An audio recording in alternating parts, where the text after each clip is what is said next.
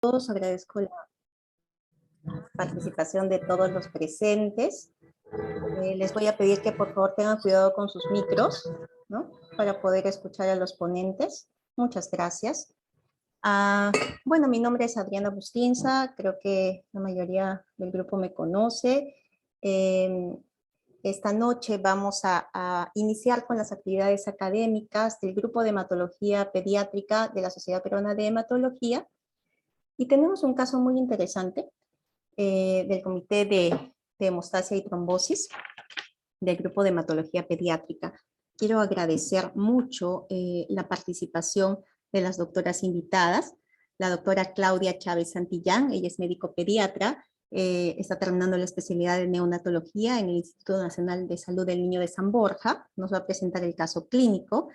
La doctora Melissa Onofria Taza, ella es médico pediatra y tiene la subespecialidad de dermatología pediátrica, y el doctor William Campano Cornejo, hematólogo pediatra, también del Instituto Nacional de Salud del Niño de San Borja. Entonces vamos a empezar con la presentación del caso clínico, luego nos hablarán los ponentes de acuerdo a su respectiva especialidad, el enfoque del caso, y al final serán las preguntas. Pueden ir dejando las preguntas en el chat para poder discutirlas al final. Muchas gracias. Doctora Claudia, empezamos con usted, por favor. Buenas noches con todos. Agradecer al Comité de Hemostasia y Trombosis, en especial al doctor Campano por la invitación a este nuevo caso, ¿no? Voy a compartir mi pantalla.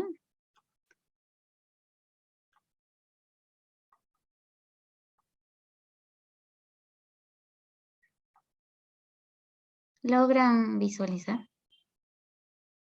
Gracias. Sí.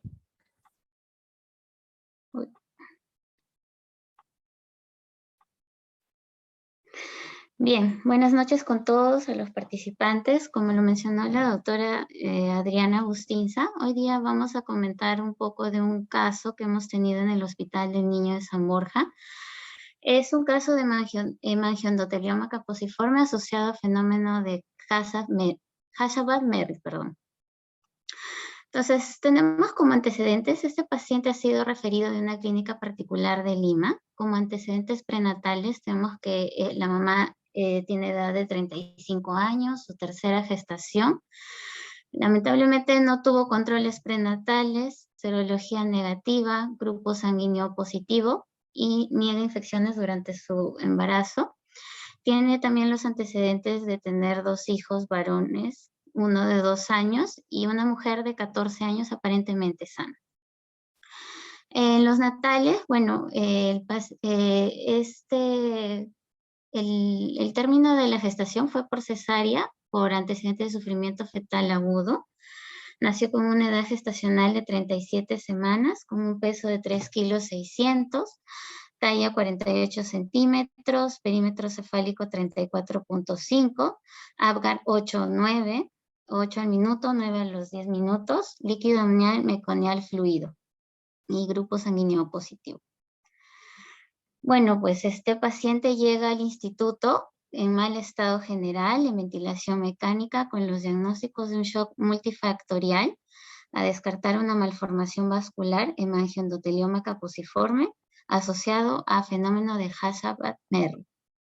Como vemos en la fotografía, es un paciente que está en mal estado general y es tal cual nació el paciente. Lo que nos reportan en la clínica donde nació es de que sí visualizaron que el cordón umbilical estaba muy sangrante.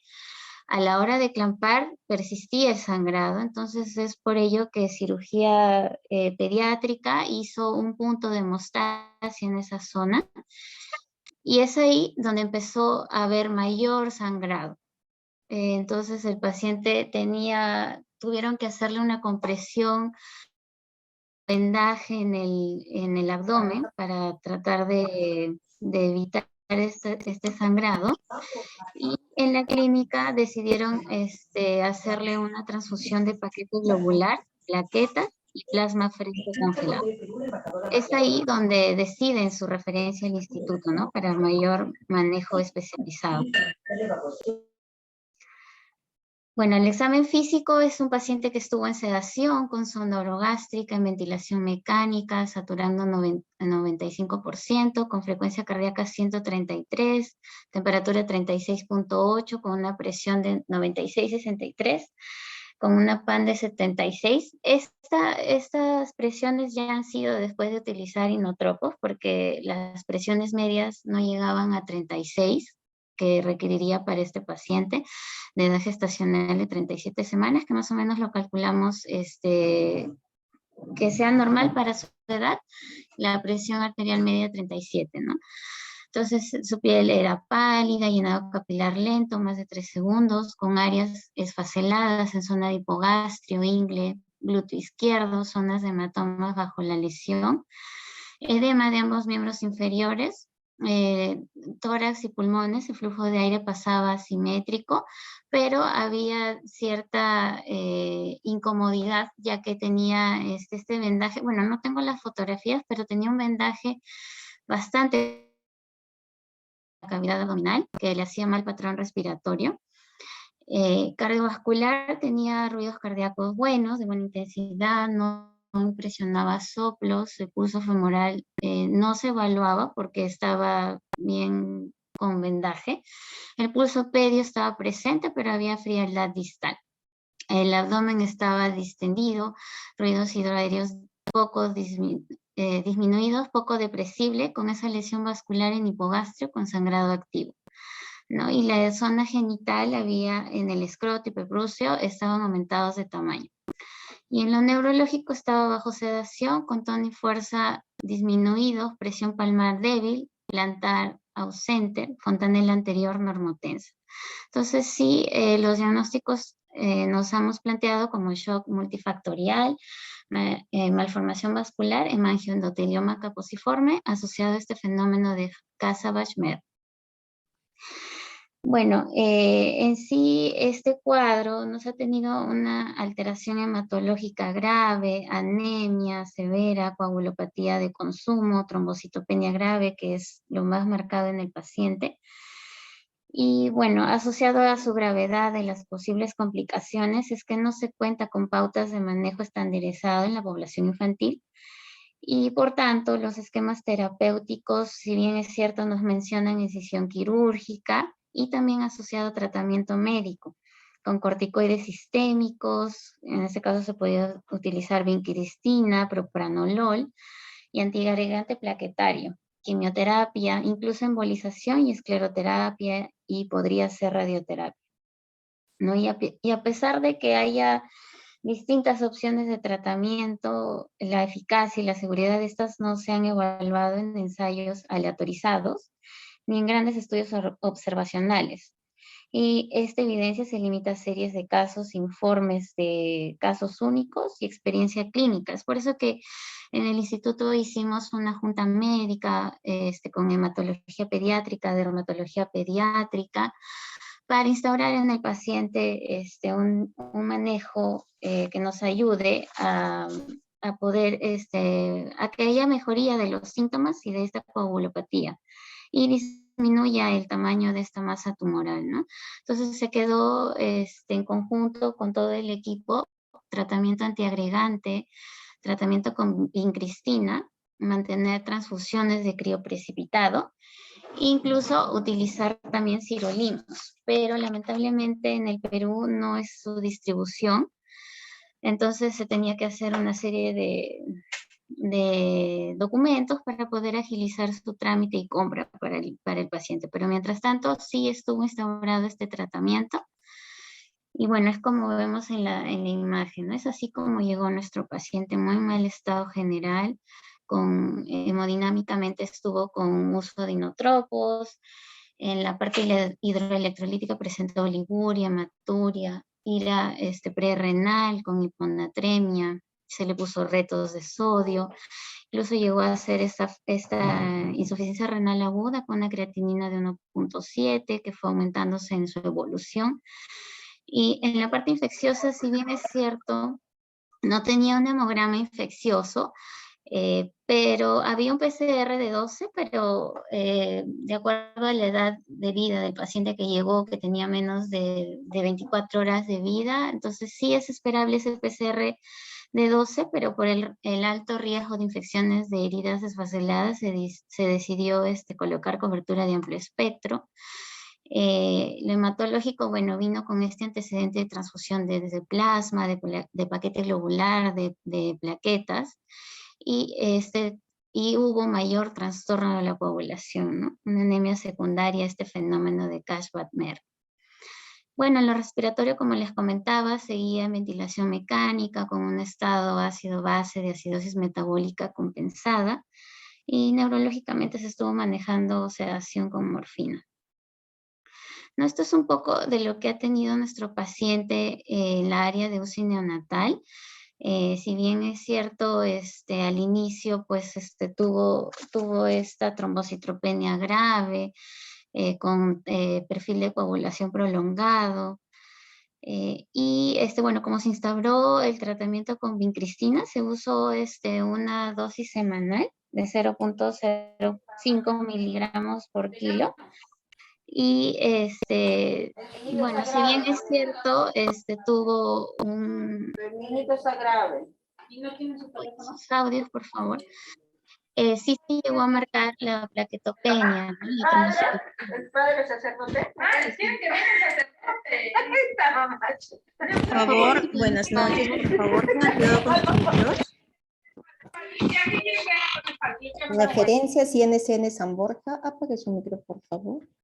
Gracias. Ya. Entonces, si bien es cierto a lo largo de su hospitalización en la UCI neonatal, estuvo con esta coagulopatía, pero ya con el inicio de la vincristina, del corticoide sistémico y los antiagregantes plaquetarios, pudo lograrse valores normales de plaquetas. Y bueno, ya en sí, en su hospitalización, sí tuvo una infección intrahospitalaria que también se pudo manejar oportunamente. Y también mejoró esa función renal de una creatinina en 2, que ahora actualmente está en 0.4. Y bueno, el tema con esto también tuvimos problemas porque no había tratamiento con sirolimus. Y bueno, se ha decidido utilizar en sí el tratamiento con sirolimus porque no había una mejoría pronta de esta trombocitopenia, ¿no? Entonces, bueno, esto es un poco de lo del examen laboratorio de nuestro paciente. Tuvo también una angiotem, donde en la fase venosa había una lesión vascular mal definida, retroperitoneal, que se extendía hacia la cavidad pélvica con extensión intracavitaria. Los vasos ilíacos seguía, que impresionaban los vasos ilíacos internos, y se iba hasta la región perineal e inguino-infemoral izquierda, con mayor extensión del muslo izquierdo, ¿no? Acá podemos ver que no, bueno, si bien es cierto, algunas bibliografías nos hacían referencia a que el tratamiento quirúrgico era de elección, pero al ser una tumoración que no estaba bien definida, entonces por eso se decidió manejo médico primeramente, ¿no? Entonces, bueno, esto es un poco de la evolución en el tiempo del paciente, que usamos vincristina con cobertura antibiótica, se manejó la sedación, estuvo en ventilación mecánica, y ya casi en la tercera semana de utilizar vincristina, hubo una mejoría clínica en el muslo izquierdo de nuestro paciente. Ya había mejor perfusión tisular, incluso la analítica y el perfil de coagulación habían mejorado notablemente, ¿no? Y esto es como ha estado hasta salir de la UCI neonatal. Bueno, si bien es cierto, había mejorado aparentemente todo este cuadro, ¿no? Este fenómeno que se le había asociado. Tenía esas úlceras necróticas, pero igual se manejó con cirugía plástica. Y bueno, ahora está en él hacerle rehabilitación porque, bueno, hay cierta atribución a la vincristina, que había una miopatía, ¿no? Y ahora actualmente está en rehabilitación. Se ha extirpado todas estas lesiones descaras. Y actualmente nuestro paciente tiene 5 meses con una buena evolución. Como les comentaba, está en rehabilitación para mejorar la movilización del miembro inferior izquierdo. Bueno, lo que único queda son las cicatrices, ¿no? Pero ya actualmente nuestro paciente tiene una buena evolución, está aún se pudo conseguir sirolimus, que lo ha estado tomando cada 12 horas. Se había reportado también que aparentemente ya va a dejar de utilizarlo. Se había perdido un poco el paciente en estos últimos meses por la pandemia, pero ya está asistiendo a sus citas, ¿no? Y bien, eso es todo lo que quería compartir con ustedes. No sé si tienen algunas preguntas o lo dejamos para el final. Creo que las preguntas al final, doctora Claudia. Ya, perfecto. Perfecto, gracias.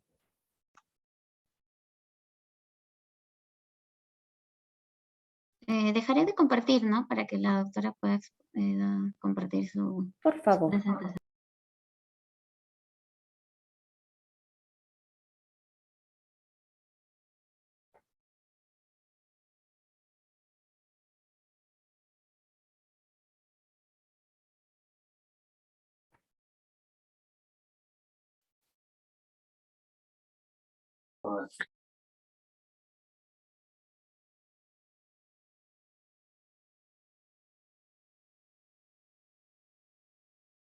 Doctora Melissa. Buenas noches, perdón. Gracias. Sí, vamos a, bueno, les agradezco la invitación en nombre de las colegas del servicio. Para nosotros es un gusto poder compartir con ustedes un poco de lo que es parte de la medicina, esta parte académica, docente, que debemos mantener. Me pidieron que haga una breve revisión desde nuestro enfoque clínico dermatológico acerca de esta condición, que como lo ha comentado la doctora, es una condición de presentación bastante infrecuente. Entonces, un poco lo que vamos a hablar, vamos a desarrollar en estos breves minutos. Bueno, esta condición está relacionado a la presencia de tumores. Es un tumor de tipo vascular muy infrecuente. La importancia es que va a tener un comportamiento localmente agresivo, invasivo, y va a conllevar por lo mismo a una alta morbimortalidad, afectación de la calidad de vida. Sin embargo, no tiene una propiedad metastásica. Es también importante señalar que además de la invasión local que va en la mayor parte de los casos presentar, va a asociarse a alteraciones hematológicas como trombocitopenias severas, coagulopatías de consumo, lo cual, como la doctora también comentó, se denomina fenómeno de Casa-Bachmer, que lo va a desarrollar de manera más profunda el doctor Campana. Entonces, como para ubicarnos un poquito en el tipo de lesión vascular, les traje esta última revisión de mayo del 2018 de la ISHVA, que es la Asociación para el Estudio de Anomalías Vasculares, en la cual vamos a ver que existen pues dos grandes grupos. El primero está relacionado a todo lo que son tumores vasculares y el segundo a lo que son malformaciones vasculares, ¿no? Dentro de los tumores vasculares vamos a tener tres subgrupos, unos que van a tener un comportamiento benigno, el segundo grupo que va a tener un comportamiento localmente agresivo o borderline, y aquí se encuentra el hemangioma caposiforme, y otro grupo que va a tener un carácter de malignidad. En cuanto a las malformaciones vasculares, son múltiples, existen diferentes combinaciones, es más, y van a tener también asociaciones sindrómicas. Entonces, este subgrupo de los tumores borderline, en el cual vamos a encontrar a la cabeza el hemangioendoteloma caposiforme, va a tener dentro también de su grupo Otras tumoraciones como el hemangioendoteloma retiforme, el angioma en penacho también, que va a compartir como una especie de espectro junto con el hemangioendoteloma caposiforme. Y dentro de los tumores vasculares malignos vamos a tener al angiosarcoma y a otros que son mucho más infrecuentes. Entonces, para recordar un poco en qué momento se empezó a describir esta condición, por el año 1940 se realizaron las primeras descripciones de alteraciones hematológicas relacionadas a algún tipo de anomalía vascular, y aquí es donde ya se empieza a hablar del síndrome de Casa-Buchmelter, en ese entonces síndrome, se relacionaba a los hemangiomas, así denominaban estas lesiones vasculares. Y se les denominaba como una complicación asociada a estos hemangiomas, que inicialmente se englobaban todos como hemangiomas infantiles. Ya para el año 1993 se empezó a describir al hemangioendoteloma caposiforme como una entidad distinta a los hemangiomas infantiles, y el nombre derivó por la apariencia de la morfología, la apariencia clínica, porque va a tener una apariencia como el sarcoma de Kaposi-like. En el año 1997 ya se definió de una manera más sólida lo que es este fenómeno de Casa-Buchmelter, y que no estaría relacionado a los hemangiomas infantiles que tienen carácter benigno, y se pudo describir de una manera más importante y relacionarla directamente a diferentes tipos de tumores vasculares. En cuanto a la epidemiología, tiene una prevalencia muy baja, hay muy poquitos casos, muy poquitas publicaciones, y esta prevalencia estimada está reportada a nivel de Norteamérica de 0.91 casos por 100.000 niños. El 90% de los casos se va a presentar, van a debutar antes del año de edad, y en el 50% de los casos van a encontrarse lesiones a nivel de la piel. Las tasas de morbimortalidad están alrededor del 30% de los casos, y esto va a depender de la gravedad o severidad del cuadro. Y esto debido a que va a presentar complicaciones como el fenómeno de Casa-Buchmelter, anemias severas, se van a presentar también sangrados intratumorales, y también se van a presentar otro tipo de complicaciones que vamos a señalar brevemente. Además, no existen guías consensuadas para el tratamiento, contamos con muy poquitas opciones terapéuticas, y también que aún no tenemos con buenos perfiles de seguridad. Existe una pequeña diferencia en cuanto a la presentación por géneros, sería un poco más frecuente en hombres que mujeres, y también existen reportes aislados de presentación en el grupo etario de adultos. En cuanto a la etiopatogenia, se desconoce la etiología, sin embargo se intuye que tendría una etiología multifactorial de base genética, ya que se han identificado algunas alteraciones genéticas gracias a los avances de la genética molecular, como por ejemplo algunas mutaciones somáticas en algunos genes, translocaciones por ejemplo en estos locus, en estos cromosomas, en este caso en el 10% de las células tumorales de algunos casos estudiados reportados. También se ha encontrado que activaciones de las mutaciones de esta subunidad alfa de la proteína G estarían relacionadas a este tipo de tumores, y se presentarían hasta en la tercera parte de los casos, pero no son exclusivas del hemangioendoteloma caposiforme. Existe como todo un espectro clínico, el cual va a incluir también los angiomas en penachos y entre otros. También se ha descrito la actividad tumoral en algunos individuos frente a algunos eventos como vacunas, y también frente a la exposición a traumas o cirugías previas. Entonces se plantea que se presentaría una disregulación en la angiogénesis y en la linfangiogénesis para la generación de este tumor, y existen diferentes factores etiopatogénicos encontrados y relacionados. Se habla de que va a haber una mayor expresión de la podoplanina, este marcador o proteína que va a estar relacionado a todo lo que son vasos endotelio linfático. Va a haber también una mayor expresión y concentración incluso de este receptor 3 del factor de crecimiento endotelial. También se habla que va a haber involucro de las stem cells mesenquimales, que van a favorecer a su vez algunos factores de crecimiento, como este de aquí, el factor de crecimiento C, endotelial. Se habla de que este eje de factores de crecimiento endoteliales también se va a encontrar disregulado. Van a haber algunos otros marcadores que van a encontrarse elevados, como la angiopoietina, el cual se ha encontrado a nivel sérico, incluso de portadores de este tipo de tumor elevados, y que disminuiría con tratamiento antitumoral como el sirolimus. Y también se plantea que el secuestro plaquetario a nivel intratumoral generaría actividad tumoral, la progresión de la enfermedad y la actividad también de, o la presencia de algunas complicaciones como el fenómeno de Casa-Batch-Merry. Esto en relación a que se plantea que las plaquetas van a contener reservorios de proteínas proangiogénicas a nivel de sus gránulos. Y bueno, hay como ciertas tipo de teorías muy interesantes que van como tratando de explicarnos todo este espectro de tumores vasculares complejos.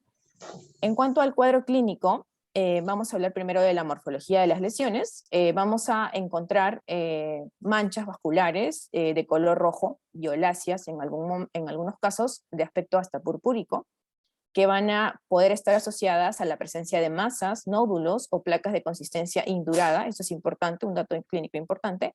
Puede haber presencia de edema perilesional, y es importante también señalar que de manera característica en la mayoría de los casos se va a presentar un crecimiento progresivo de la lesión. Sin embargo, es importante también señalar que aproximadamente el 12% de los casos no va a tener o no va a presentar lesiones en piel, sobre todo las lesiones que se encuentran a nivel retroperitoneal o profundas. Se van a presentar con y sin fenómeno de Casa-Batch-Merry. De acuerdo al reporte, este se puede presentar entre un 40 hasta un 90% de los casos. Es importante también señalar que hay estos síntomas o estas lesiones en piel van a poder estar asociadas a dolor importante, sobre todo cuando haya la complicación del fenómeno de Casa-Batch-Merry. Estas fotografías clínicas son gracias a la doctora Castro, colega del servicio. Este es un bebé de 21 días que debutó de manera congénita presentando una lesión de aspecto tumoral de coloración vascular indurada. Aquí justamente la doctora la está palpando. Y en este caso no cursaba con complicaciones, no tenía alteraciones hematológicas ni laboratoriales. En cuanto al cuadro clínico, seguimos hablando ahora de la topografía de las lesiones. Va a ser mucho más común encontrar este tipo de tumoración a nivel de las extremidades. Estos son dos reportes diferentes. En este caso, se contaron con 215 casos en el grupo pediátrico, conformado desde la etapa neonatal hasta los 20 años. En extremidades, sería la topografía o el segmento corporal más afectado, seguido por la presentación a nivel de cabeza y tronco. Y según este reporte de casos, que es un número menor de pacientes, 16 pacientes, por ahí coincidirían. En este caso ellos reportan que el mayor número de esos casos tuvo una afectación a nivel de tronco, seguido por la presentación a nivel de cabeza y cuello y luego extremidades.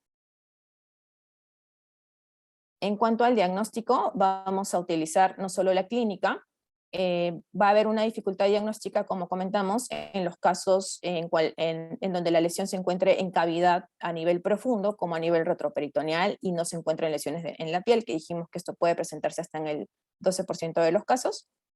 Vamos a ayudarnos del laboratorio. A nivel del hemograma vamos a poder encontrar anemia severa, trombocitopenias profundas, alteraciones en el perfil de coagulación, con coagulopatía de consumo, y en los casos en los cuales no haya una certeza diagnóstica o una alta sospecha diagnóstica, utilizaremos también la histopatología para poder contribuir al diagnóstico, y este sería el estándar de oro. En cuanto a las imágenes, en lesiones superficiales se sugiere el uso de ultrasonido, y en el caso, el gold estándar en este caso sería la resonancia magnética con y sin contraste. Recordemos que como es una lesión localmente invasiva, agresiva, puede tener infiltración a tejidos adyacentes. Y en la resonancia magnética, por ejemplo, la vamos a ver como una lesión tumoral de bordes mal definidos con afectación de diferentes tejidos. Vamos a ver también en las diferentes secuencias, en la secuencia T1, que la lesión se va a mostrar tipo ISO intensa, y por el contrario, en la secuencia T2 vamos a encontrar una lesión hiperintensa y infiltrando los tejidos adyacentes, como parrilla costal en este caso, teniendo la tumoración a nivel de tronco, el tórax, parrilla costal, tejido celular subcutáneo, estos en diferentes cortes. En cuanto a la histopatología, vamos a evidenciar en un corte histológico teñido con hematoxilina y eosina, la presencia de conglomerados, de nódulos, que van a estar conformados por células de aspecto organizado y células endoteliales que van a tener una forma como en uso, y van a presentar hendiduras entre los nódulos, los cuales van a formar una especie de canales de aspecto linfáticos, y en estos casos es mandatorio el uso de la inmunohistoquímica. Vamos a utilizar marcadores vasculares como el CD31, que va a ser positivo, el CD34 también, el D240 también, que es la podoplanina, y bueno, en este caso sabemos que van a ser GLUT1 negativo, y eso es la diferencia con los hemangiomas infantiles a nivel histopatológico. En cuanto a las complicaciones, la más común dijimos, el fenómeno de Casa-Buck-Merrick, que va a comentarnos de manera más detallada el doctor Campano, pero también se presentan otro tipo de complicaciones, como por ejemplo desórdenes musculoesqueléticos, y estos se van a presentar de causa mecánica, por compresión. Por ejemplo, las tumoraciones a nivel de tronco pueden causar escoliosis o rotaciones de la columna vertebral, o puede ser por infiltración también articular o infiltración ósea. También vamos a encontrar estas complicaciones a nivel musculoesquelético, puede llegar a ser discapacitante y también va a condicionar dolor, lo cual va a afectar la calidad de vida. Otra complicación va a ser la presencia del linfedema. Esto va a ser más frecuente, se va a presentar de manera más frecuente como secuela en lesiones de miembros inferiores, y va a incrementar el riesgo de infecciones sobreagregadas, teniendo en cuenta los tratamientos que van a necesitar. También podemos encontrar en algunos casos la compresión de estructuras vitales como vía aérea, sobre todo en los tumores que van a afectar cuello y tórax, y a nivel abdominal cuando haya compresión de vía biliar, páncreas. Y bueno, acá vemos la radiografía con evidencia de luxación de la cadera de un niño que tuvo el antecedente del hemangioma caposiforme, que por infiltración y también por compresión mecánica se tuvo que someter a diferentes cirugías de cadera.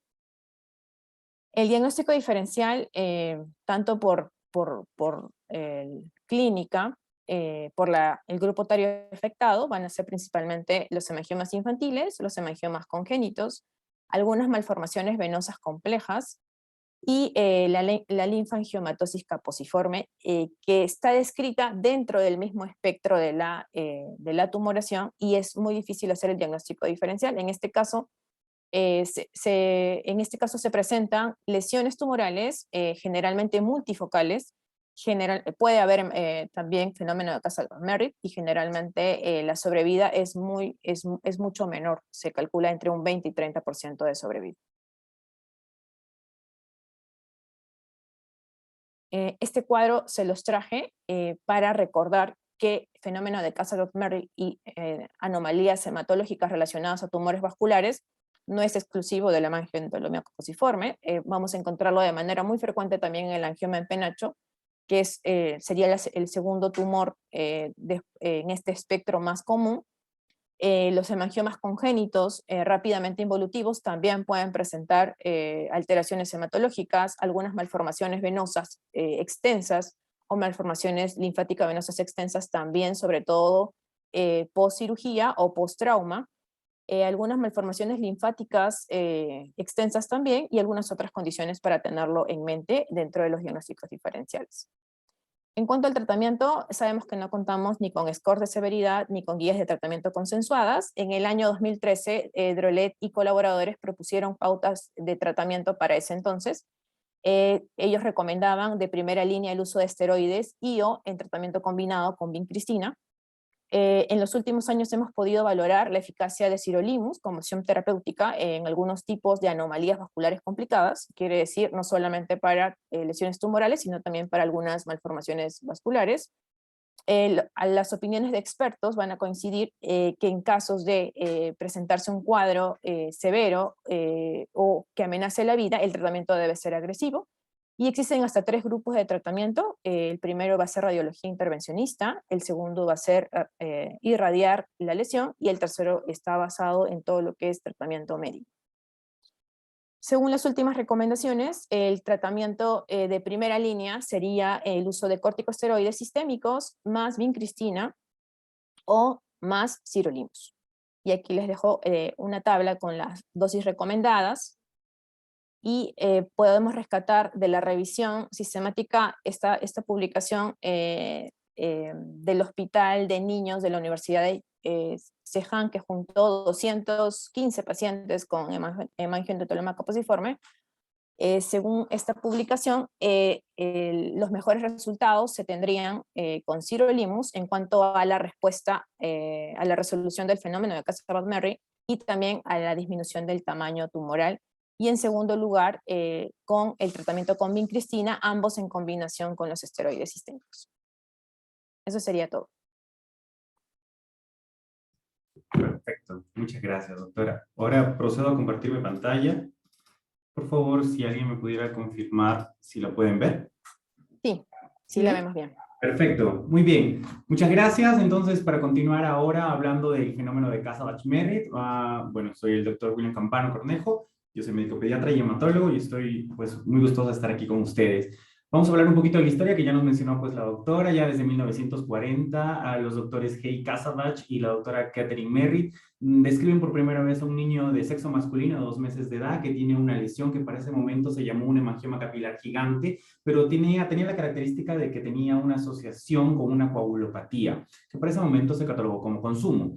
Entonces, desde ahí en más, pues fue de forma indiscriminada llamada síndrome de Cassavant-Merritt a toda lesión vascular que estaba asociada a una trombocitopenia o a una coagulopatía, llámese cual fuera. Entonces ya para inicios de los 90, Zuckerberg introdujo ya el tema de hemangioendotelioma caposiforme con el fin de diferenciar estas lesiones infiltrantes que tienen un componente linfático de los hemangiomas infantiles. Y ya el ISBA en Roma, pues da el término de fenómeno, ya no síndrome de Cassavant-Merritt, sino de fenómeno, ya que se produce exclusivamente en estas 2 patologías en mención, que son pues el hemangioendotelioma caposiforme, que por sus siglas en inglés es KHE, y el angioma en penacho o TA por sus siglas en inglés.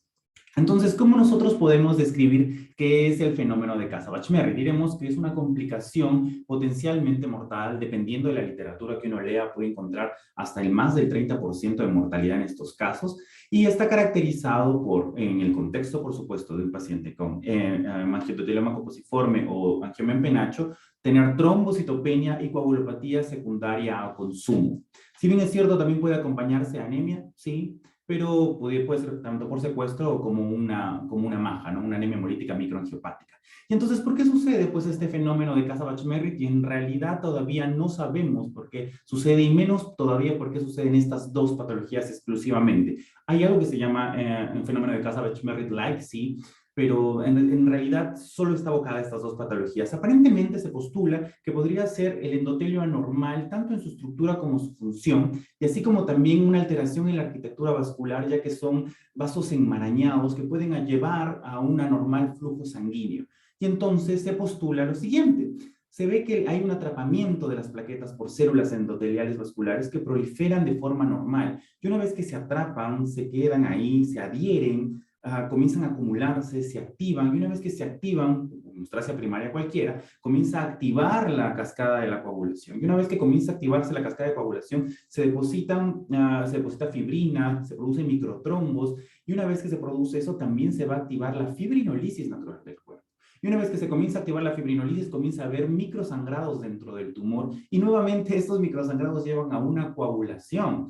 Entonces lleva a un círculo vicioso del cual no sale. Y es que también se ha visto que las estructuras, que esta estructura tiene es especial en verdad en su elección, porque se ha visto que el endotelio del hemangioteloma copociforme es fenestrado y está en realidad mal formado. Lo que provoca esto es que la membrana basal se exponga de una manera mejor, de una manera más receptible y exponga las fibras de colágeno a las plaquetas, que como sabemos el colágeno adhiere rapidísimo a las plaquetas en hemostasia primaria. Entonces adhiere a las plaquetas y produce nuevamente este círculo vicioso de agregación plaquetaria. Se dice que el factor de crecimiento endotelial vascular está relacionado, por supuesto, está regulado por la fosfatidilinocitrol 3 sinasa asociado al mTOR, y es por eso, estos factores de crecimiento lo que hacen es aumentar la angiogénesis y comienzan a incrementar el volumen del tumor. Y es por eso que el sirolimus, que es un inhibidor del mTOR, puede ser un foco activo, y por eso es que vemos que va muy bien en el tratamiento de esta patología. También se está postulando que hay una maduración alterada en el sistema de los megacariocitos de la médula ósea, y esto puede estar asociado tanto al crecimiento como a la progresión del tumor en esos niños, pero todavía esto está en estudio. Son todavía pues postulaciones bastante interesantes, pero que a ciencia cierta no sabemos la razón. Entonces, la doctora nos ha mencionado algo de epidemiología, yo se los voy a poner en cuadros. Básicamente lo que muestro aquí en cuadros es lo que las diferentes revisiones que he encontrado pues muestran similares. Si bien es cierto, algunos dicen que hay una ligera tendencia en hombres, la mayoría casi siempre encuentra relativamente muy parecidos el presentar hemangioendoteloma copociforme. Como sabemos, los menores de 1 año son casi el 80%, y los de 1 a 10 años solo el 20%, y dentro de ellos es importante recalcar que los recién nacidos forman entre el 40 y el 60% de esta incidencia, ¿sí? Entonces, por lógica, tenemos que coelegir que a más edad, menor riesgo de fenómeno de Casa-Bach-Merritt. El Casa-Bach-Merritt se produce y tiene más riesgo de producción de acuerdo al sitio y de acuerdo al tamaño. La mayoría de revisiones, sobre todo del 2018 para abajo, mencionaban sobre todo 5 centímetros como tamaño crítico. Mayores de 5 centímetros decían que tenían un riesgo aproximadamente del 87%. Sin embargo, ahora se ha puesto como 8 centímetros el punto de corte para indicar que aproximadamente los tumores mayores de 8 centímetros tienen muchísimo más riesgo de desarrollar fenómeno de Casa-Bach-Merritt, ¿sí? La localización, como ya la doctora bien ha mencionado, intraabdominales, retroperitoneales e intratorácicos son los que tienen muchísimo mayor riesgo de presentar fenómeno de Casa-Bach-Merritt, aproximadamente tan altos como 80, inclusive 100%, sobre todo en los casos abdominales. Tenemos que saber que dentro de los que producen Casa-Bach-Merritt, tenemos que el 70% de los hemangioendotelomas copociformes cursan con fenómeno de Casa-Bach-Merritt, y del 10 al 20% de los angiomas en penachos cursan con fenómeno de Casa-Bach-Merritt. La mayoría de estos, una vez que se diagnostican por clínica, en ese mismo momento debutan con el fenómeno de Casa-Bach-Merritt. Solo un 10% pueden debutar después como fenómeno. ¿Cuánto tiempo después? Se dice que aproximadamente en promedio de 6 semanas, 7 semanas promedio, pero puede ser tan corta como 4 semanas o tan larga como hasta 2 años después de haber encontrado la tumoración, ¿sí? Muy bien, entonces, ¿cómo nosotros nos vamos a dar cuenta de las características clínicas? No de que el paciente tenga un hemangioendoteloma copociforme, porque eso ya nos habló la doctora, sino que el paciente está cursando con fenómeno de Casa-Bach-Merritt. Y la característica clínica es que esta tumoración con la que nació el bebé va a comenzar a tener un crecimiento rápido. Esta va a comenzar a tornarse de una coloración muchísimo más oscura y hasta purpúrica. La piel va a estar muy, muy brillante, va a haber edema, tanto lesional y perilesional, va a haber hinchazón, va a haber dolor, y pueden haber lesiones petequiales, inclusive hasta púrpura perilesionalmente.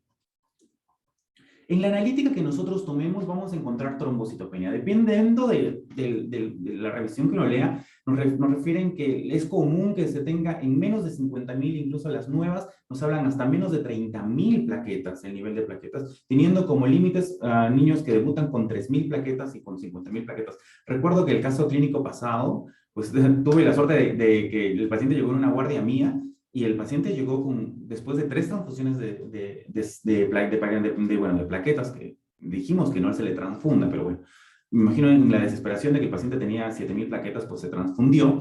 Perdóneme, dejé admitir a alguien. El paciente llegó con nosotros con 7.000 plaquetas y lo menos que podemos hacer es transfundirle. Lo peor que podemos hacer es transfundirle, ya vamos a ver el por qué. Pero más o menos entre esos, son trombocitopenias severas, ¿sí? Ahora, también es característico que nosotros encontremos puntos de disminución de la anemia, ya sea tanto por secuestro de la misma tumoración, y es por eso que aumenta de volumen, o también por una anemia hemolítica microangiopática, sobre todo ya en los pacientes donde la lesión ya ha tomado un cierto tiempo y esta ya no se vuelve solo un fenómeno de Casa-Bachmer, sino se está yendo ya más a una coagulopatía por consumo generalizada, que nosotros conocemos como CID, ¿no? Coagulación intravascular diseminada, donde ya la microangiopatía, la anemia hemolítica microangiopática es lo característico.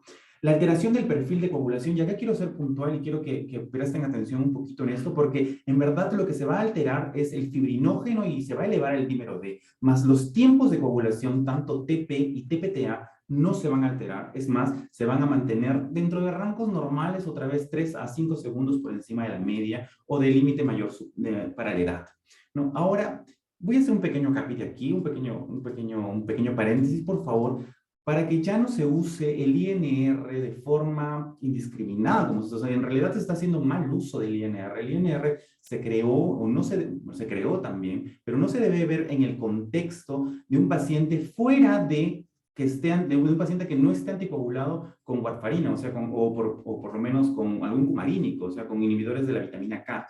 El INR solo se ha creado para ver anticoagulación por vitamina K, o sea, no necesitamos pedir por cualquier trastorno de coagulación INR porque no tiene ningún sentido.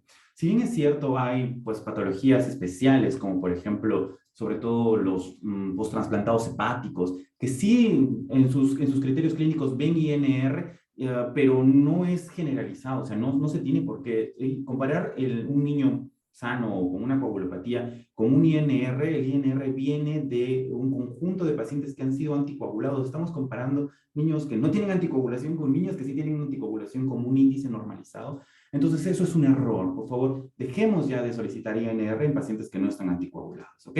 Sigamos. Entonces, como estamos hablando que va a haber alteración en la analítica, tenemos que recordar que pues, los neonatos, porque hemos visto que el 60% están ahí, pues no son niños grandes ni tampoco los niños son adultos chiquitos, ¿sabes? Entonces, lo que vamos a tener que ver es que el fibrinógeno, sobre todo durante los 30 primeros días, los valores medios son encima de 2.500 y los valores inclusive por debajo de la media, en el 5%, tienden a ser mayores a 1.700, o sea, perdón, a 170, o sea, con 170 de fibrinógeno, este neonato probablemente ya sea deficiente de fibrinógeno. Entonces, hay que probablemente darle soporte transfusional. Vamos a ver ahora las características de cuándo dar, pero es distinto, ¿sí? Sobre todo los 30 primeros días, el nivel de fibrinógeno tiende a ser relativamente más alto y después de casi siempre ya se equipara a los niveles de adulto. Cuidado con eso. Y también con el dímero D, como hemos visto, estos pacientes cursan con elevación del dímero D, casi siempre 2 por arriba o 3 por arriba, veces el valor medio del paciente. Y recordemos que el paciente durante el primer, tercer, hasta el quinto día cursa con elevaciones naturales del dímero D. Así es que esto también no nos tiene que ser, pues, como que pensar que toda lesión con dímero D alto necesariamente tenga que ser un fenómeno de Casa-Bachmer. Hay que tener cuidado, por eso es que aquí están las tablas, es difícil memorizarlas, para eso tenemos que ir, y neonatología es así, es muy minucioso, entonces siempre tenemos que fijarnos en eso. Podemos pedir pues imágenes, sí, lo que vamos a encontrar en la ecografía son pues, imágenes ecos como mixtos, en realidad poco claros. En la ecodoppler vamos a encontrar una lesión bastante vascularizada. En la tomografía vamos a encontrar lesiones desiguales, intensas. Igual en la resonancia magnética vamos a encontrar lesiones iso o hiperintensas en T2, que es lo característico, pero se pueden guiar. Por ejemplo, aquí les muestro una angioresonancia de un paciente con angioendoteloma caposiforme. Vean las dimensiones de la lesión. Entonces, en realidad, diferenciar un fenómeno de Casa-Bachmer de una coagulación intravascular diseminada no es difícil. ¿Por qué? Porque recordemos que para uno de los criterios importantes y fundamentales y pilares para la coagulación intravascular diseminada son criterios de SIRS. Entonces, en teoría, si este paciente nació y no hay criterios de infección en el último trimestre, los 10 últimos días antes del parto, ictus, qué sé yo, ¿no? Algo que me haga pensar fiebre materna, rotura prematura de membranas, prolongada de membranas, no prematura de membranas, sino rotura prolongada de membranas. Entonces, que nos haga pensar que el niño tiene algún riesgo de infección. Probablemente si encontramos una lesión y encontramos hipofibrinogenemia, trombocitopenia y dímero de alto, no sea un CID. Por supuesto, también los neonatos hacen CID por cualquier cosa, ¿no? O sea, literal, pues los neonatos si nacen con un Apgar bajo pueden hacer CID, y más si son prematuros. Entonces, por supuesto, hay que valorar eso, ¿no? Hay que valorar en su conjunto al paciente, ¿no? Que no esté asfixiado, que no tenga ningún tipo de síndrome respiratorio, que no esté infectado, entre otras cosas. Entonces, pero eso es uno de los pilares fundamentales para que el paciente pueda ayudar, para que yo pueda diferenciar a esta patología de la coagulación intravascular diseminada. ¿Qué más, por ejemplo, también me podría ayudar a diferenciar este fenómeno de Casa-Bach-Merritt de una coagulación intravascular diseminada? El sangrado. Recordemos que en la coagulación intravascular diseminada es que por un lado tromboso y por otro lado sangre, ¿no? Comúnmente en neonatología nosotros encontramos pacientes con la venoclisis o con el catéter PIC y de donde está colocado el catéter PIC por ahí sangra, ¿no? Entonces la clínica también nos tiene que llevar a hacer pensar en coagulación intravascular diseminada y no un fenómeno de Casa-Bach-Merritt.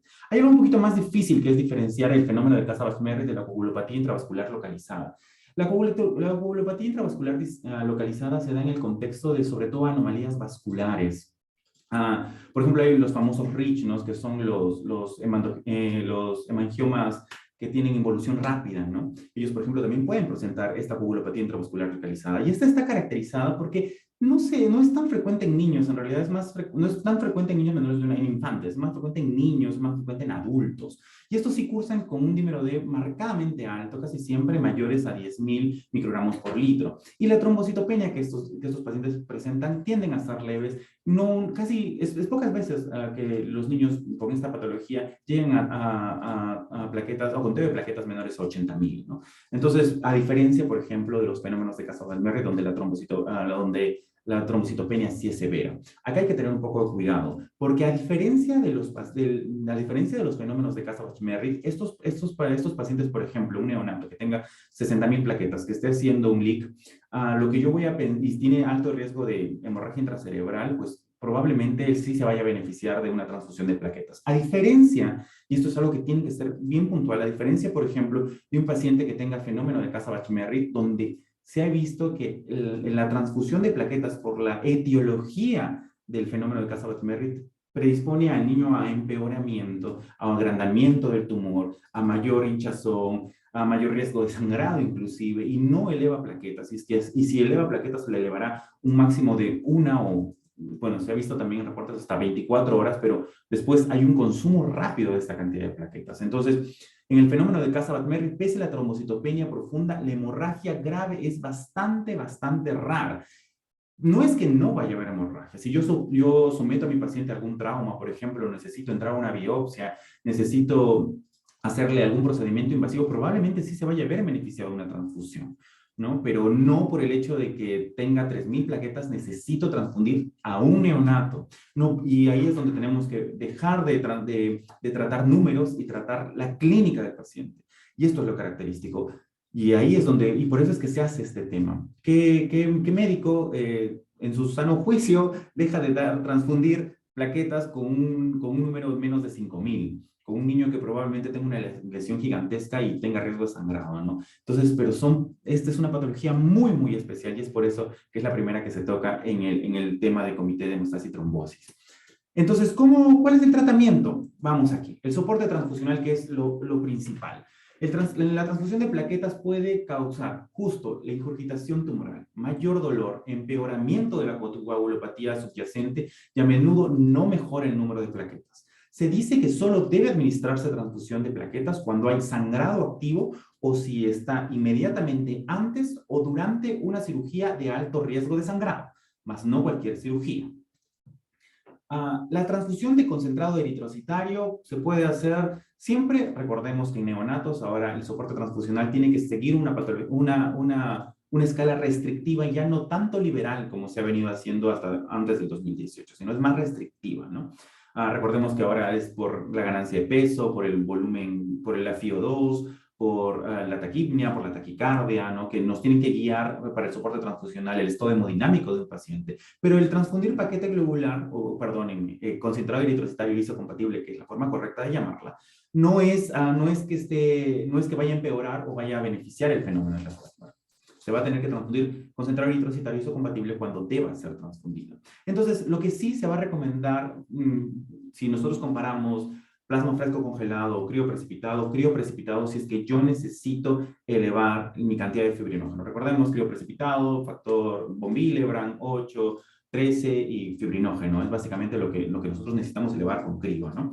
A diferencia del plasma fresco congelado, pues que tienen otros factores de coagulación, pero si yo quiero dar sobre todo fibrinógeno, que como hemos visto es de los pilares fundamentales en el fenómeno de Casa-Batch-Merrill, el crío precipitado siempre va a estar a la cabeza por la cantidad de volumen. Recordemos que son neonatos. ¿Qué volumen? Probablemente de 8 a 15 por kilo sea necesario para mantener un fibrinógeno mayor de 100, pero si el paciente tiene riesgo de sangrado o tiene sangrado activo, más de 150 es la indicación de mantener el fibrinógeno. Menos de 150 con sangrado activo o menos. Eso sí, también es algo nuevo. Por ejemplo, Canadá está apostando por esto. Cuando los pacientes con esta patología tienen menos de 100,000, menos de 10,000 plaquetas, la transfusión de crioprecipitado está indicada.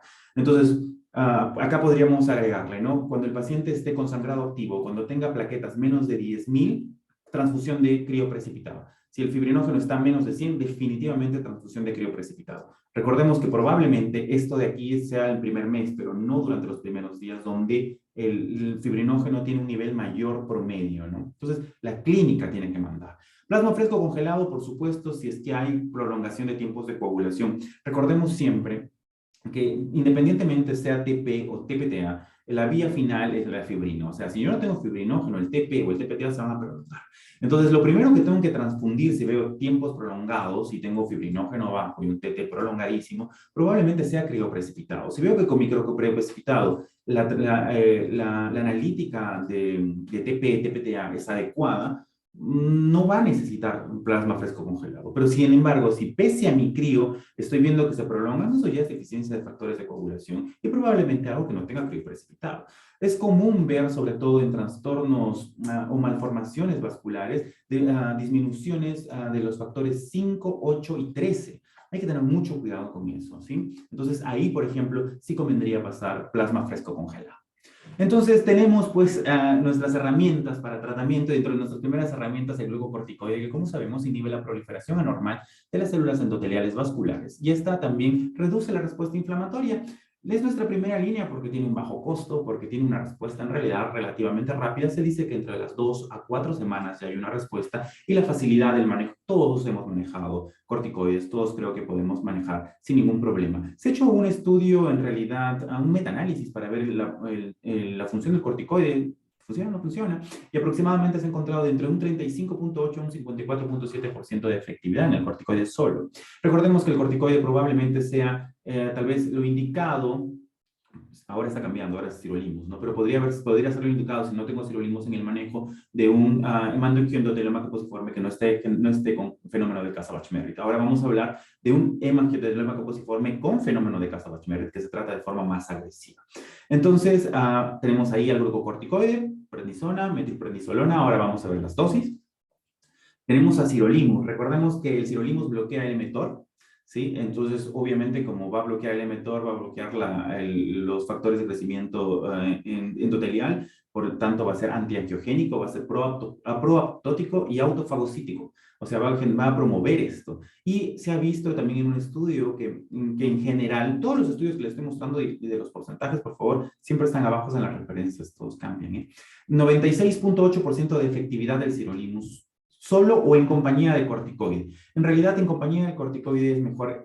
Casi siempre cuando inician corticoide y sirolimus, el tratamiento va de la mano, sobre todo cuando estamos frente a un fenómeno de Casa-Batch-Merritt, pero si no hay fenómeno de Casa-Batch-Merritt, probablemente sirolimus solo pueda estar. Hay que tener un poco de cuidado, eso sí, me estaba olvidando de decirles, cuando nosotros mezclemos sirolimus y mezclemos un corticoide, siempre se tiene que dar profilaxis con trimestoprim sulfametosol, 25 miligramos por kilo 3 veces por semana, lo habitual que nosotros solemos dar en profilaxis para neumocitis giroichi, ¿no es cierto? Entonces hay que tener cuidado siempre con sirolimus y también tener mucho cuidado. Todo paciente que ha recibido sirolimus desde el nacimiento tiene que ser valorado por infectología pediátrica, porque ya hay casos reportados donde la vacuna de la BCG no funciona, ¿no? Entonces hay que tener un poco de cuidado. Obviamente esos niños tienen muchísimo más riesgo de infecciones, hay hipertransaminasemia, hay hiperlipidemia, hay que tener cuidado con eso, se tiene que monitorizar. Lo difícil de sirolimus es que se tiene que dosar el nivel. Bueno, hasta donde tengo entendido, por ejemplo, en nuestro instituto no hay dosaje de sirolimus. Sigamos. La vincristina, bueno, es un poco más conocido para nosotros. Nosotros ya como hematólogos podemos pues tratar un poquito mejor y con más confianza vincristina. Esta vincristina inhibe la proliferación de las células endoteliales, va a promover la apoptosis de las células vasculares y tumorales y es una alternativa si es que solo el corticoide no funciona. ¿Sí? Como sabemos, este es un inhibidor también de médula ósea, pero se ha visto que las dosis, y como son semanales, y a la dosis que nosotros damos en neonatos, probablemente no vaya a provocar mayor deterioro en médula ósea. Por ejemplo, en el caso de nuestro paciente se requirió FEC, ¿no? Requirió filgastrin para ayudar a mejorar la neutropenia transitoria que el paciente cursó, pero nada más. Ahora hay que tener muchísimo cuidado con esto porque sí, la vincristina, como bien dijo la doctora, tiene algunos efectos deleterios en el paciente. Por ejemplo, que podemos encontrar frecuentemente en neonatología, abolición de los reflejos arcaicos. Casi siempre hay que estar con una buena monitorización neurológica. Después hay una desregulación autonómica gastrointestinal, estreñimiento. A veces da un poco de problemas vincristina. Entonces, es raro, es inusual, pero hay que estar atentos a vincristina. Otra cosa de por qué se prefiere sirolimus y más que vincristina es por la vía donde cómo se va a administrar. Sirolimus es por vía oral, se da 2 veces al día, vamos a ver ahora, vamos a ver cómo, pero vincristina definitivamente necesita o un catéter PIC o un CBC para poder ser infundido. En el caso del paciente, por ejemplo, no podríamos haber cateterizado un cordón umbilical y por ahí poder pasar vincristina sin problema, pero porque la lesión fue justo abdominal, ¿no? Pero en otros casos podría, por ejemplo, pasarse por un catéter intraumbilical. Vincristina no es una ayuda así. ¿Cuánto de efectividad tiene? Aproximadamente el 80%, es decir, nos va bien con vincristina. El propanolol todavía en realidad bueno, como sabemos, el propanolol es un bloqueador no selectivo beta-adrenérgico y en realidad solo es efectivo en algunos casos. La revisión nos dice que inclusive dependiendo de la revisión que uno lea, efectivo en menos del 25%, otros te dicen en menos del 50%. Es una alternativa cuando no hay otras opciones, podemos usarlas. Por ejemplo, en Revaliati yo he visto utilizar propanolol a dosis altas. En realidad nos dicen dosis hasta 6 miligramos por kilo por día, ¿no? Pero he visto usar hasta 4 miligramos por kilo por día, que en realidad es bastante más alto. Sin embargo, se ha visto que, por ejemplo, da mejorías pasajeras. Casi siempre tienden a recurrir 2 a 3 semanas después de haber mejorado un poco. La dosis que se indica en neonatos y menores casi siempre de 45 días es 2 miligramos por kilo por día, no más, siempre dividido en 2 tomas. Y a partir de un poquito más grandes podemos subir la dosis hasta 4 miligramos, pero por supuesto con los cuidados respectivos que es dar propanolol, ¿no?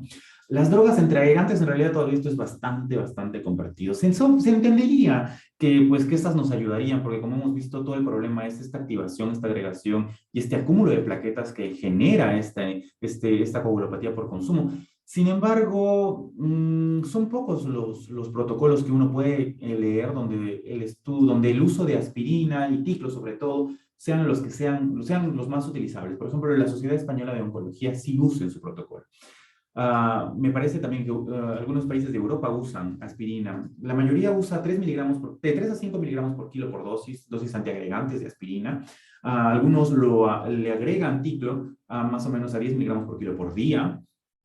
Sin embargo, por ejemplo, en China, donde hay un poquito más de experiencia, Estados Unidos, son pocos los que usan antiagregantes plaquetarios. ¿Por qué, por ejemplo, en este paciente, particularmente, yo inicié tratamiento con antiagregante plaquetario? Porque, para que se entienda, porque el paciente, bueno, llegó en la guardia, ¿no? Le iniciamos el corticoide a este niño, le iniciamos metilprednisolona, le iniciamos aspirina y tratamos de conseguir sirolimus, ¿no? Como no pudimos conseguir sirolimus, el paciente llegó, me acuerdo, un sábado en la noche. No pudimos conseguir sirolimus el domingo, el lunes ya le estábamos pasando vincristina mientras ponían el catéter PIC, por supuesto, ¿no? Ya le iniciamos vincristina. Pero ¿por qué incidí todavía en el uso de aspirina y con coordinación conjunta con el servicio de dermatología? Mantuvimos la aspirina porque este paciente fue transfundido. Entonces, y este paciente demoró en ser tratado. No, demoró en ser tratado por el hecho de que no teníamos a la mano el sirolimus, no que era lo ideal, lo que queríamos dar al paciente. Entonces, por supuesto, esto todavía no hay un protocolo claro, todavía esto es bastante abierto, es la experiencia del médico que esté tratando, del dermatólogo pediatra que esté tratando, del dermatólogo que esté tratando, del pediatra, del personal que esté tratando al paciente y de lo que pueda conocer estos medicamentos, el uso de este medicamento, ¿no? Entonces, todavía esto es controvertido, no está para usar. Entonces, este es un algoritmo, creo que bonito y simpático de lo que podemos usar cuando tenemos casa Bach-Merritt. Básicamente, nuestra primera línea y la primera línea en el mundo ahora es usar sirolimus, casi siempre asociado a corticoide. Podemos usar corticoide vía oral, podemos usar corticoide vía endovenosa. Se dice que dependiendo, obviamente uno va a elegir la vía dependiendo del paciente. Podemos inclusive no solo dar dosis de metilprednisolona, porque tanto en el sirolimus como en la vincristina damos con corticoide. Si, por ejemplo, si el paciente está muy deteriorado y lo que tengo es sirolimus y lo que tengo es vincristina, si el paciente está muy deteriorado, probablemente se vea beneficiado de iniciar pulsos de metilprednisolona, 30 miligramos por kilo por día, casi siempre por 3, inclusive hay revisiones de India donde usan hasta por 5 días los pulsos de metilprednisolona. Pero casi siempre, si es que el paciente está estable, si es que el paciente no amerita tal vez los pulsos, 1.6 miligramos por kilo por día es lo indicado de metilprednisolona. Si el paciente está estable, puede tolerar la vía oral, podemos pasar a prednisona da 2 por 5 por kilo por día, puede ser, por supuesto, siempre con protector gástrico, es lo indicado en estos pequeñitos. Ahora, ¿y qué diferencia el corticoide? Vamos a hablar un poquito ahora del corticoide, del protocolo con sirolimus o el protocolo con vincristina. La diferencia es que el corticoide, cuando yo uso vincristina, puede ser destetado relativamente más fácil. Casi siempre la literatura menciona a las 2 a las 4 semanas. Sin embargo, con sirolimus, el tratamiento por lo menos debería ser de 1 a 2 meses. O sea, no es más tiempo el corticoide, ¿no? Es un poquito más de tiempo. Sí es cierto que es 1 o 2 meses donde cierro, ¿no? Donde iniciando un tapering gradual, ¿no? Pero es un poquito más de tiempo el corticoide. Ahora, recordemos que en neonatología el uso del corticoide, sea por la osteoporosis, ya sea también por el retraso a nivel cognitivo que el paciente puede tener, pues tratamos de evitar un poco el corticoide, pero son las opciones, o sea, la vida está en riesgo del niño, ¿no? Casi siempre se dice que dentro del cuarto al sexto, a la sexta semana ya el corticoide debería haber sido reducido, casi 2 meses y ya tendríamos que estar cerrando con el corticoide. Inclusive algunos lo llevan hasta 3 a 4 meses. Son protocolos un poquito más largos, pero siempre con un descenso gradual y dependiendo de cómo el paciente vaya evolucionando. Cuando yo uso sirolimus, usaré sirolimus de 0.8, que he visto que es la mayoría de dosis que usan, no tanto 1 miligramos por metro cuadrado, por 2 veces al día, y siempre dosando los niveles de sirolimus. Se dice que en los pacientes con neonatología, como deberíamos iniciar el tercer día y a partir de entonces 2 veces por semana hasta que se mantenga en un nivel valle por lo menos durante 2 o 3 tomas y después ya se puede espaciar 1 vez por semana, 2 veces por semana y así. Sin embargo, y en niños más grandes, iniciar los 3 días y sí 1 vez por semana hasta encontrar el nivel valle, ¿no?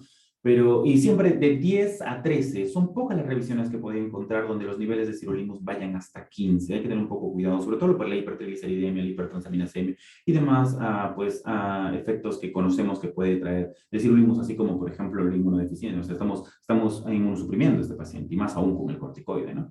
Recordemos siempre también, por favor, la profilaxis, es muy importante. La profilaxis es vital en estos niños. Cuando uso vincristina, la vincristina lo puedo usar a 0.02 y puedo usar hasta 0.05 miligramos por kilo en menores de 10 kilos y para aquellos mayores de 10 kilos ya uso por metro cuadrado de 1.5 miligramos por metro cuadrado. ¿Cómo uso la vincristina? Depende del protocolo que uno lea. He encontrado, por ejemplo, protocolos que usan de 2 a 4 semanas y después de eso lo usan 1 vez al mes hasta completar 6 meses. Hay otros protocolos, por ejemplo, que lo usan también de 2 a 4 semanas, una vez por semana, después pasan a una vez cada 2 semanas por 2 meses, y después una vez por mes, por 2 meses más, y una vez cada 2 meses inclusive, hasta completar 6 meses de tratamiento. Entonces, va a depender del protocolo, va a depender de la experiencia que tengamos con vincristina, el dar o no dar la dosis pues, con la que vayamos a jugar. Aquí básicamente les traigo lo ideal del rango de sirolimus. Y bueno, si es que todo esto no nos funciona, ¿qué más podemos hacer? A recordar primero que si el paciente está con fenómeno de Casa-Bach, es muy probable que el paciente no vaya a ingresar a sala de operaciones porque está con una gran trombocitopenia, ¿no? Es probable que el cirujano tampoco pueda ingresar. Y aparte también recordemos que para que nos hagan Casa-Bach-Merritt tienen que ser tumores grandes. Y para que nos hagan Casa-Bach-Merritt casi siempre nos hacen las tumoraciones que están intraabdominales o las que están intratorácicas. Son lesiones también que están bastante vascularizadas, entonces embolizar por radiología intervencionista muchas veces es difícil. Se puede decir si encontramos, por ejemplo, catéteres de menos de 1.7 French, o por ejemplo, si es que utilizamos, o si es que la tumoración tiene un vaso bien definido, ¿no? Se pueden utilizar, si se utiliza, por ejemplo, bleomicina, se utiliza alcohol, inclusive hay revisiones que utilizan vincristina por radiología intervencionista intratumoral para ayudar a reducir el tumor. La ablación por radiofrecuencia también se puede usar radioterapia, sí hay que tener un poco de cuidado, sobre todo, por ejemplo, cuando usamos crioterapia, porque no respetan de toda manera el tumor, simplemente también podría irse a algunas zonas como piel, tejido subcutáneo, ¿no? Y la cirugía casi siempre se ve pues aislada a cuando es resecable o cuando ya ha disminuido tanto que puede ser resecada. Pero en el contexto de un hemangioteloma caposiforme con Casa-Bach-Merritt probablemente no. El pronóstico de sus pacientes, dependiendo de la literatura que uno lea, la tasa de mortalidad va del 12 al 24%, se reportaban hasta el 30% de mortalidad. Por supuesto, esta tasa de mortalidad es en primer mundo, no con nosotros. Las principales causas de muerte van a incluir hemorragia, si es que este paciente perdura en el tiempo, si es que no trato rápidamente y va a coagulación intravascular diseminada, sepsis, si es que estas lesiones se sobreinfectan, insuficiencia orgánica o invasión de estructuras vitales, pues es lo que queda. Muchísimas gracias. Esto sería todo. Estoy pues encantado de resolver algunas preguntas. Gracias.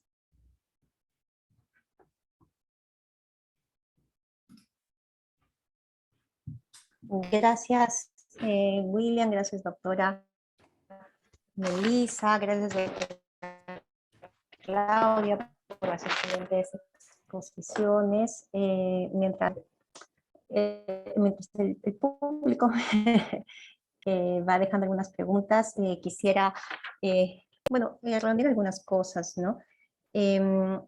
Doctora Melissa, usted nos ha expuesto, ha empezado con la clasificación de las anomalías vasculares, ¿no? En tumores vasculares y malformaciones vasculares. Clínicamente, doctora, ¿cuáles serían las lesiones que deberían llamarnos la atención, ¿no? O sea, que deberían hacernos entrar en alerta para referir a ese paciente lo más rápido posible a un centro especializado, ya sea porque pueden asociarse con una alteración de la hemostasia grave, o ya sea porque puedan tener características malignas. ¿Qué lesiones, o sea, clínicamente, cómo diferenciamos esas lesiones? ¿Cuál sería su sugerencia?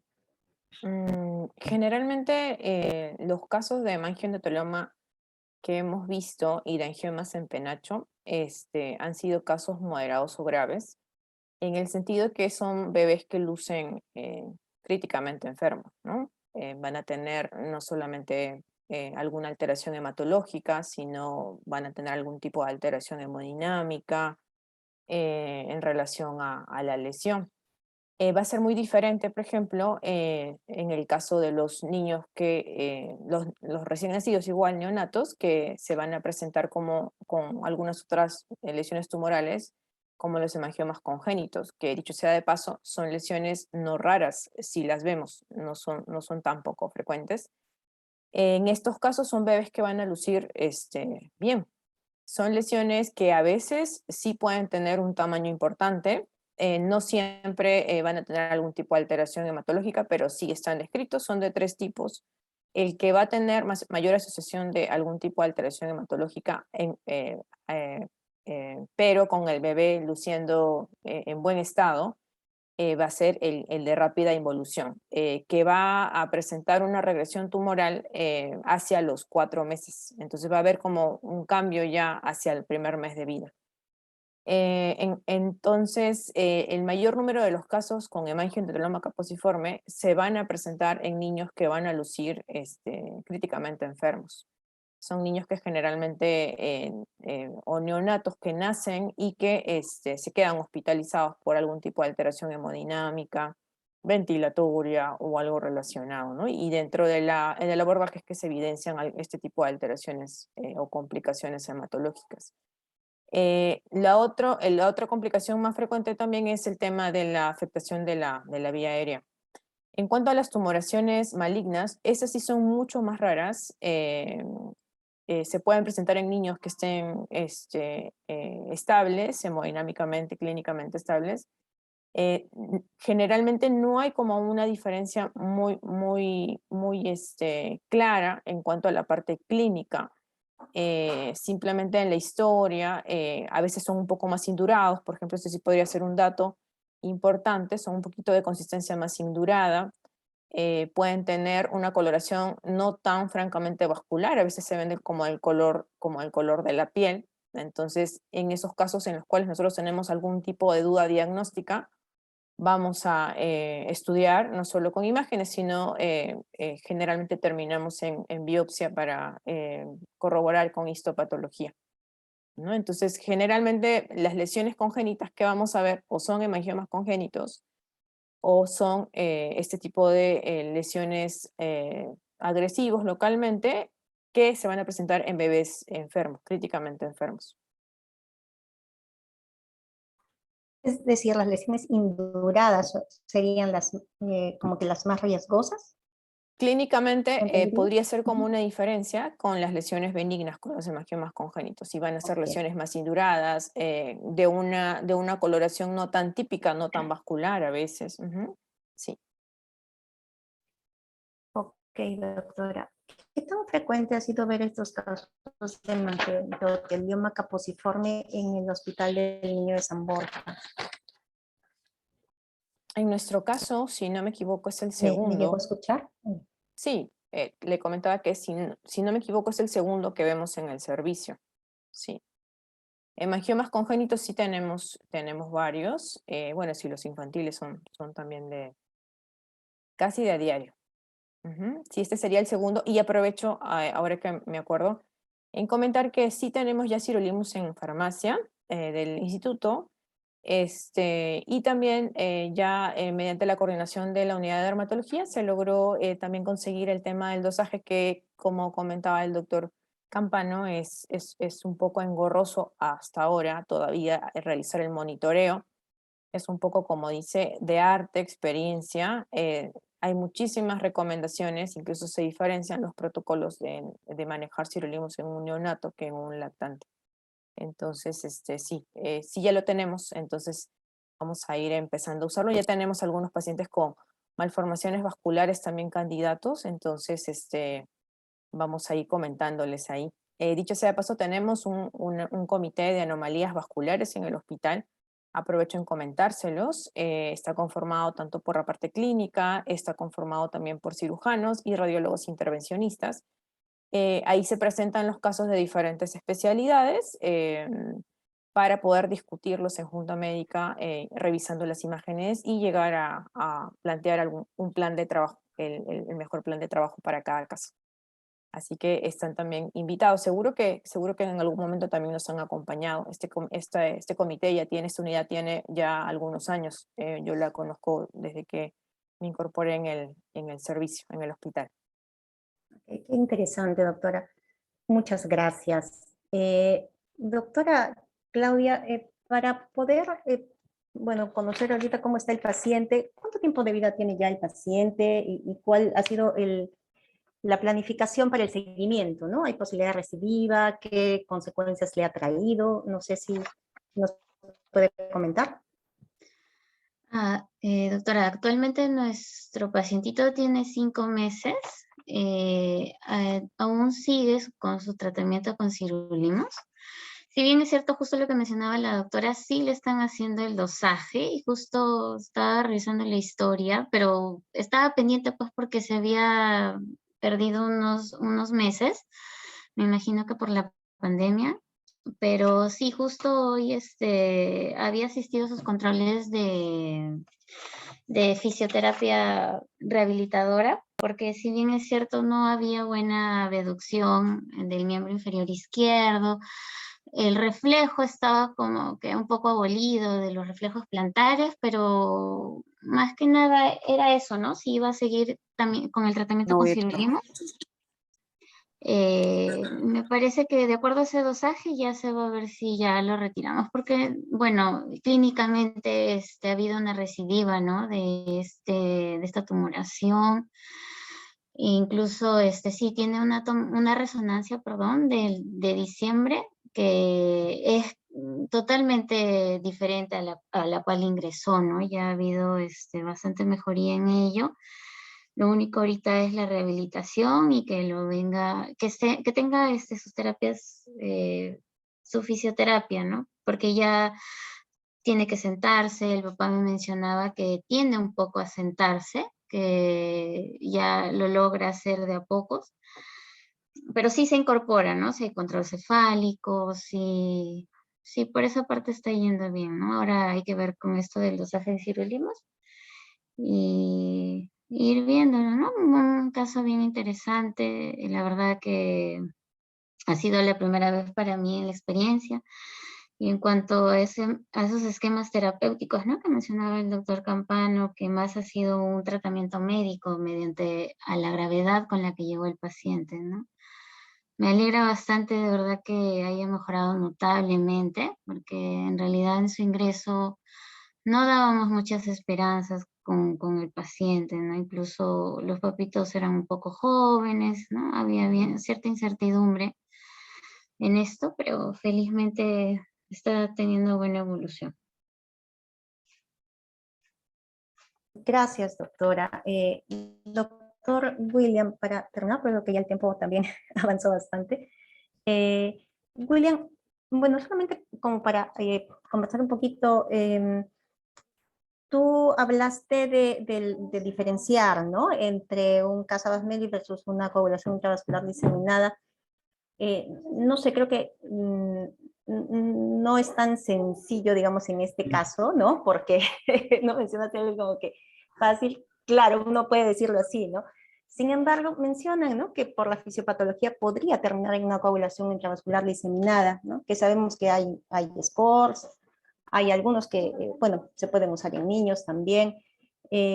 Y dentro de las lesiones o dentro de los cuadros clínicos que se asocian a una coagulación intravascular coagulopatía o coagulación intravascular diseminada, también están las malformaciones vasculares, ¿no? O las anomalías vasculares, o sea, además de, digamos, de decir por neoplasia, por infección, por quemaduras, etcétera, etcétera. William, yo quería que, ya viendo desde el punto de vista más general, ¿no?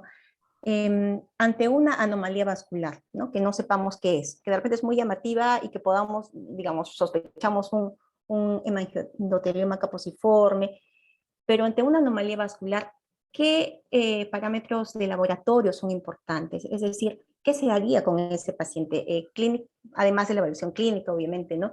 En el laboratorio, ¿qué se le pide? Ok. Bueno, primero, por ejemplo, si bien es cierto, pues en la teoría es simple ayudar o, bueno, diferenciar un fenómeno de Cassavas-Meckel de una coagulación intravascular diseminada y una coagulación intravascular, pues, localizada, ¿no?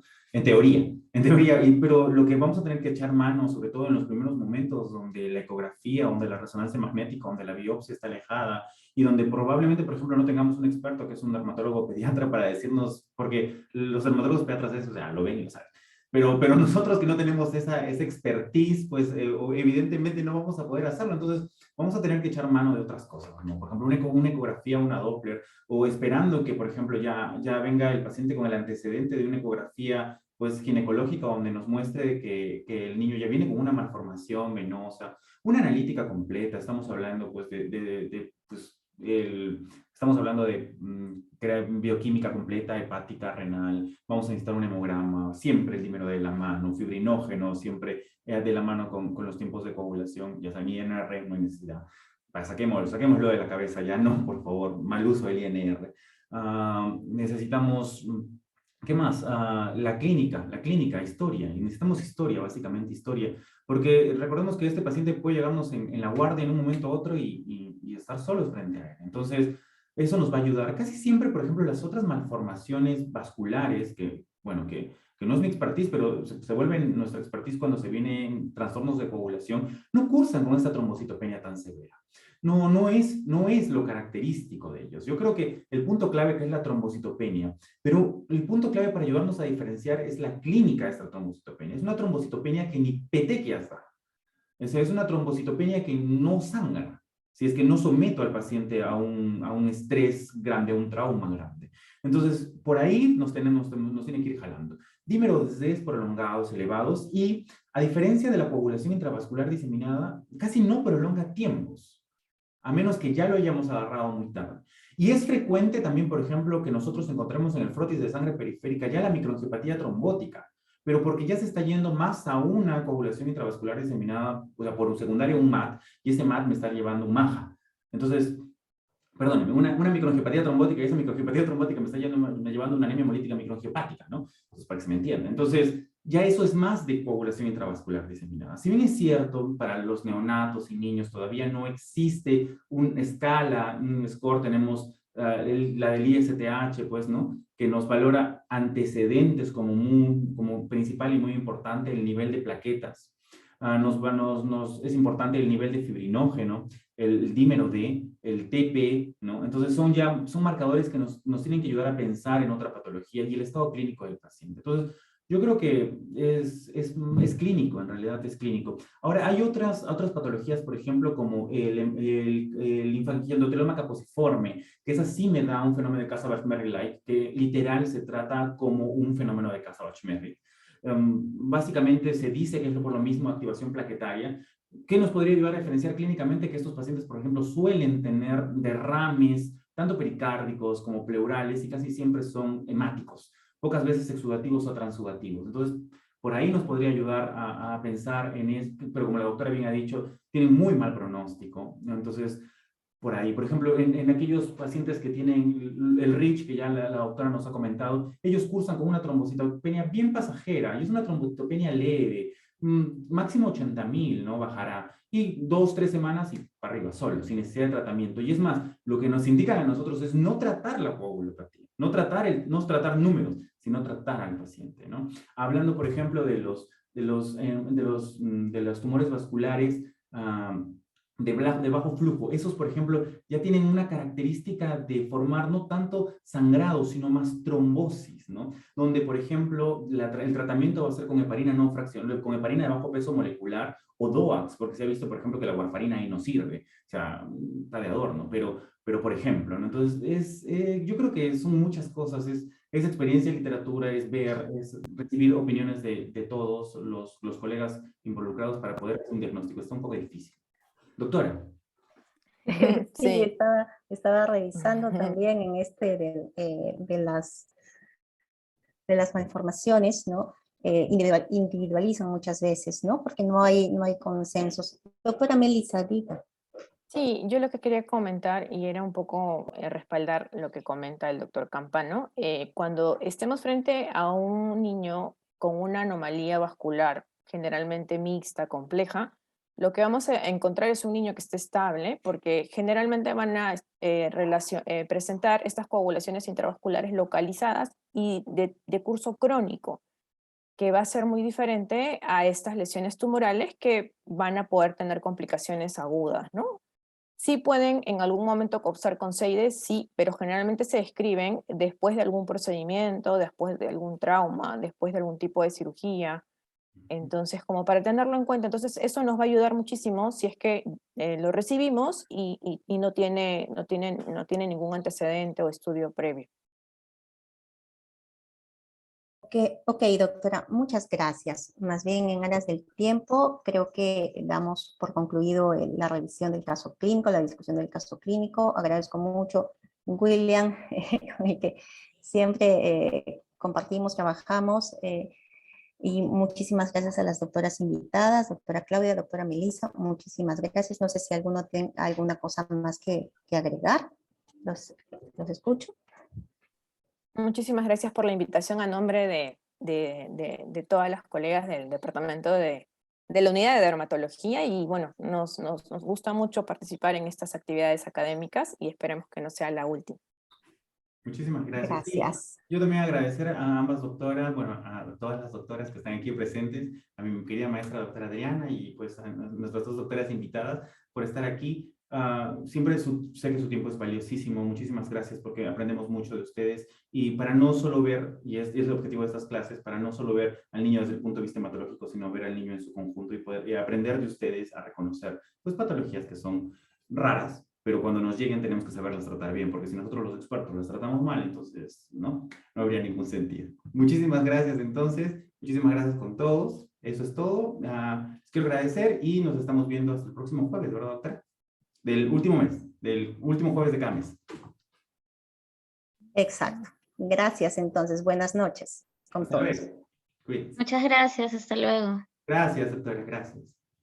Hasta luego.